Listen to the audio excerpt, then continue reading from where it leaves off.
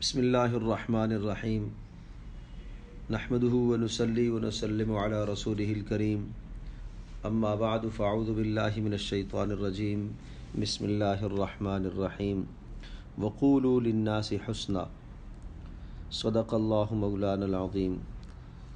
تعلیم اولاد کا آج پہلا سبق ہے۔ اللہ تبارک و تعالی نے ارشاد فرمایا وقولوا للناس حسنا، لوگوں سے اچھے اخلاق سے بات کیا کرو۔ اچھے اخلاق وہ سب سے بڑی خوبی ہے کہ قیامت کے دن انسانوں کے اعمال میں ترازو میں سب سے وزنی عمل اچھے اخلاق ہوں گے، اور اچھے اخلاق میں آدمی اپنا لہجہ نرم رکھے، الفاظ کا انتخاب اچھا ہو، اچھے الفاظ کے ذریعے سے سامنے والے سے آدمی بات کرے، اور اسی طرح سے مخاطب کی عزت نفس کا خیال رکھے۔ ہر چھوٹا، ہر بڑا، ہر شخص اس کی عزت ہے، اس کی عزت نفس کا انسان خیال رکھے۔ اسلام ہمیں اس بات کا سبق دیتا ہے کہ ہر شخص کی عزت نفس کا خیال رکھے، اور اخلاق کے ساتھ ہم گفتگو کریں۔ اخلاق سے گری ہوئی گفتگو کبھی بھی نہیں ہونی چاہیے۔ انسان کے اندر میں کیا ہے اور اس کے دل میں کیا ہے، زبان سے جس طرح سے وہ بات کرتا ہے، زبان اس کے دل کی ترجمان ہے۔ اگر اس کی زبان سے اچھے اچھے موتی نکلتے ہیں، اچھی باتیں نکلتی ہیں، تو یہ اس بات کی علامت اور نشانی ہوتی ہے کہ اس کے دل کے اندر بھی ایک اچھا جذبہ ہے، ایک اچھی سوچ ہے۔ اللہ تبارک و تعالی نفاق سے ہم سب کی حفاظت فرمائے۔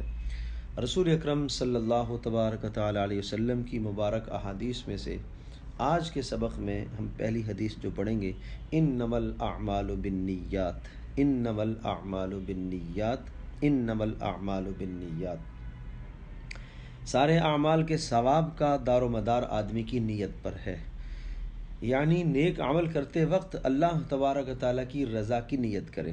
کچھ لوگ تو ایسے ہیں جو نیک عمل کرتے وقت کوئی نیت ہی نہیں کرتے، بے نیتی سے عمل کرتے ہیں۔ بے نیتی بھی نہیں ہونی چاہیے، بلکہ نیت کی جائے، اور نیک عمل کرتے وقت اچھی نیت کی جائے، اور جس قدر اچھی نیت ہوگی اسی قدر ہمارا عمل خوبصورت بنتا چلا جائے گا۔ لیبلوکم ایکم احسن عملا، اللہ پاک نے دنیا میں بھیجا ہی اسی مقصد کے لیے ہے کہ تم میں سے کون شخص اچھا عمل کر کے لاتا ہے۔ اور اچھا عمل دو چیزوں سے بنتا ہے۔ عمل میں حسن پیدا ہوتا ہے، اچھائی اور خوبصورتی پیدا ہوتی ہے دو چیزوں سے، نمبر ایک اچھی نیت سے، اور نمبر دو رسول اکرم صلی اللہ تعالی علیہ وسلم کی اتباع اور پیروی سے۔ اگر عمل اچھی نیت سے خالی ہے تو بھی عمل میں حسن نہیں ہے۔ اگر عمل میں اچھی نیت موجود ہے لیکن رسول پاک صلی اللہ تعالی وسلم کی سنت اور پیروی نہیں ہے تو تب بھی وہ عمل میں حسن پیدا نہیں ہوتا، وہ عمل اچھا نہیں ہوتا۔ تو اس لیے بے نیتی سے بھی عمل نہ کیا جائے، اچھی نیت کی جائے۔ اور اسی طرح سے یہ بات بھی ذہن نشین فرما لیں کہ گناہ اور نافرمانی کا عمل اچھی نیت کرنے سے کبھی اچھا نہیں ہوتا۔ کچھ لوگوں کا یہ خیال ہے، گناہ کر رہے، نافرمانی کر رہے، کہتے ہیں اللہ پاک نیتوں کو جانتا ہے، اللہ دل کا حال جانتا ہے۔ تو یہ بات ذہن نشین فرما لیں کہ گناہ کا عمل اچھی نیت کرنے سے وہ کبھی بھی اچھا نہیں ہوتا۔ ہاں البتہ وہ اعمال جو مباح ہوتے ہیں، جن کا کرنا شریعت میں نہ فرض واجب ہے، نہ لازم ہے، اور نہ ان کے کرنے سے گناہ ملتا ہے، مباح امور جو کہلاتے ہیں۔ ایک آدمی اپنے گھر سے باہر نکلتا ہے تو اگر باہر نکلنے کی یہ نیت کرتا ہے کہ میں باہر جا کر لوگوں کو سلام کروں گا، تو اب ایک مباح عمل تھا گھر سے نکلنا، اس میں اگر اس نے اچھی نیت کی تو اچھی نیت سے اس کو ثواب ملے گا۔ نبی پاک صلی اللہ علیہ وسلم کی مبارک دعاؤں میں سے ایک دعا، اللہم بسمک اللہم بک اصبحنا بک وبک امسینا وبک نحیا وبک نموت والیک المصیر۔ اے اللہ ہمیں تیری ہی قدرت سے، اے اللہ ہم تیری ہی قدرت سے صبح میں داخل ہوتے ہیں، اور تیری ہی قدرت سے ہم شام کے وقت میں داخل ہوتے ہیں، اور تیری ہی قدرت سے ہم جیتے اور مرتے ہیں، اور تیری ہی طرف ہم سب کو پلٹ کر جانا ہے۔ اس مبارک دعا میں دو باتیں سمجھائی گئی۔ ایک تو یہ کہ اس دنیا کے اندر ہمارا سونا اور جاگنا اور ہمارا زندہ رہنا اور ہمارا ہر عمل اللہ تبارک تعالیٰ کی قدرت کا محتاج ہے۔ ہم خود بھی اللہ کی قدرت کے محتاج ہیں اور اللہ تبارک تعالیٰ کی توفیق کے محتاج ہیں، اور ہر عمل میں ہمیں اللہ تبارک تعالیٰ کی مدد کی ضرورت ہے۔ اور دوسری جو بات ہے اس میں وہ یہ سمجھائی کہ وَإِلَيْكَ الْمَصِيرُ، کہ ہم سب کو آخرت میں اللہ کے پاس جانا ہے، اللہ کے پاس لوٹ کر جانا ہے۔ پیارے پیغمبر صلی اللہ علیہ وسلم کی مبارک دعاؤں میں یہ خصوصیت ہوا کرتی تھی کہ حضرت صلی اللہ علیہ وسلم نے جو بھی دعائیں بتائی ہیں ان دعاؤں میں انسان کا نظریہ آخرت سے، انسان کا نظریہ بنتا چلا جاتا ہے، آخرت پر یقین بڑھتا چلا جاتا ہے۔ اس لیے ان دعاؤں کو ترجمہ کے ساتھ یاد کیا جائے تو زیادہ بہتر ہے، تاکہ معنی بھی سمجھ میں آئے اور پھر کیفیت بھی انسان کی اچھی بنتی چلی جاتی ہے۔ تاریخ سے متعلق یہ بات ذہن نشین کرنے کی ہے۔ سوال لکھا ہے کہ کاتب وحی کس صحابی کا لقب ہے؟ جواب یہ کہ کاتب وحی حضرت امیر معاویہ رضی اللہ تعالی عنہ کا لقب ہے۔ سوال، حضرت امیر معاویہ رضی اللہ تعالی عنہ کا کوئی دوسرا لقب بھی ہے؟ جواب، جی ہاں، حضرت امیر معاویہ رضی اللہ تعالی عنہ کو خال المؤمنین یعنی مسلمانوں کے ماموں بھی کہا جاتا ہے۔ خال المؤمنین مسلمانوں کے ماموں اس لیے کہا جاتا ہے کہ حضرت امیر معاویہ رضی اللہ تعالی عنہ کی بہن حضرت ام حبیبہ رضی اللہ تعالی عنہا وہ رسول پاک صلی اللہ علیہ وسلم کے نکاح میں تھیں، اور رسول پاک صلی اللہ علیہ وسلم کے نکاح میں جتنی بھی ازواج مطہرات ہیں وہ سب کی سب مسلمانوں کی مائیں ہیں۔ قرآن کہتا ہے وَأَزْوَاجُهُ أُمَّهَاتُهُمْ، رسول پاک صلی اللہ تعالی علیہ وسلم کی ازواج، آپ کی بیویاں تمام مسلمانوں کی مائیں ہیں۔ جب آپ کی بیویاں تمام مسلمانوں کی مائیں ہوئیں تو چونکہ حضرت امیر معاویہ رضی اللہ تعالی عنہ ام حبیبہ کے بھائی ہیں تو اس لیے اس حساب سے وہ مسلمانوں کے ماموں ہوئے۔ اور حضرت ابوبکر صدیق رضی اللہ تعالیٰ کے بیٹے حضرت عائشہ کے بھائی تھے، وہ بھی گویا کہ مسلمانوں کے ماموں کہلائے جا سکتے ہیں۔ اور اسی طرح سے حضرت عمر رضی اللہ تعالیٰ عنہ کے بیٹے عبداللہ بن عمر جو حفصہ رضی اللہ تعالیٰ عنہ کے بھائی ہیں، ان کو بھی مسلمانوں کا ماموں کہا جا سکتا ہے۔ لیکن یہ لقب جو ہے عام طور پر حضرت امیر معاویہ رضی اللہ تعالیٰ عنہ کو بولا جاتا ہے۔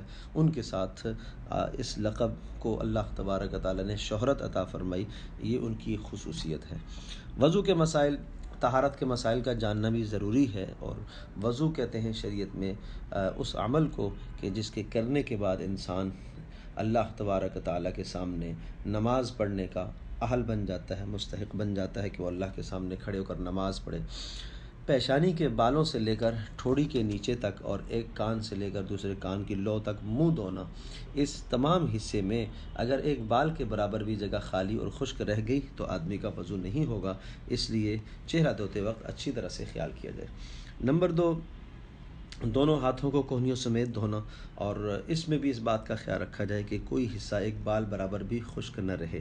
نمبر 3، چوتھائی سر کا مسح کرنا، اس کا معنی یہ ہوتا ہے کہ ایک ہاتھ بھیگا ہوا اگر پورے سر پر آپ نے رکھ لیا تو چوتھائی سر کا مسح ہو گیا۔ اس کا یہ معنی نہیں ہے کہ پورے سر کا مسح نہ کیا جائے، پورے سر کا مسح کرنا وہ افضل، وہ بہتر، اور وہی رسول اکرم صلی اللہ علیہ وسلم کا مبارک عمل ہے۔